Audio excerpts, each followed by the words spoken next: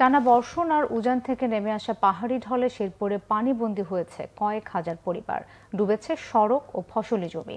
বানের পানিতে ডুবে মৃত্যু হয়েছে ৩ জনের। এছাড়া ময়মনসিংহের ধোবাউড়া সহ বিভিন্ন এলাকায় নতুন করে দেখা দিয়েছে বন্যা। শেরপুর থেকে হাকাম হীরা ও ময়মনসিংহ থেকে অমিত রায়ের পাঠানো তথ্য ছবিতে ডেস্ক রিপোর্ট।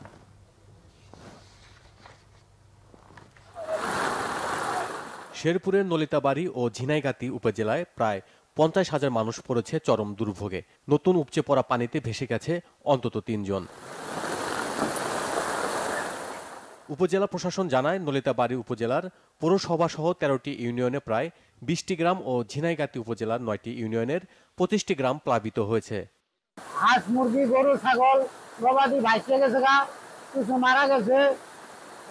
না খায় রয়েছি, পানির জন্য চুলহানো যাইতে পারতেছি না। আমাদের বগুলো কেউ আসে নাই, কষ্ট হয় না। বাড়ি ঘর পানি, রান্না নাই, বাড়া নাই, খাওয়া নাই। পানি উন্নয়ন বোর্ড জানায়, ভোগাই চেল্লাখালী নদীর পানি বিপদসীমার উপর দিয়ে প্রবাহিত হলেও কিছুটা কমেছে ঝিনাইগাতি উপজেলার মহারশী সোমেশ্বরী নদীর পানি। এদিকে ময়মনসিংহে বৃহস্পতিবার সন্ধ্যা থেকে মুষলধারে বৃষ্টি শুরু হলে উপজেলার দক্ষিণ মাঝপাড়া, গামারিতলা, ঘোষাগাঁও, পোড়াকান্দুলিয়া ইউনিয়নের অন্তত ২০টি গ্রাম প্লাবিত হয়। ফসলের এমন কোনো জমি নাই যে তলাইছে না, এমন ফসলের ব্যাপক ক্ষয়ক্ষতি হয়েছে। পাহাড়ি ঢলের কারণে অনেক মানুষের ক্ষয়ক্ষতি হয়েছে, অনেক মানুষের বাড়ি ঘর পানির তলায় গেছে।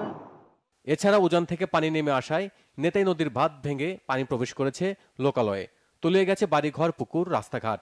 বন্যা প্লাবিত এলাকাগুলোতে দেখা দিয়েছে খাবার ও বিশুদ্ধ পানির সংকট। এখানে জিগাতলা একটা পয়েন্টে বেশ বড় আকারের বাঁধ ভেঙে গিয়েছে। মোটামুটি ২৫-৩০টার মতো ঘর বিলীন হয়ে গিয়েছে বলে আমরা জানতে পেরেছি। যে সকল মানুষ রাত থেকে খাবারের অভাবে আছে তাদেরকে আমরা তাৎক্ষণিকভাবে সংশ্লিষ্ট মেম্বারের বাড়িতে এখন খাওয়ানোর ব্যবস্থা করেছি। Bangla vision news desk.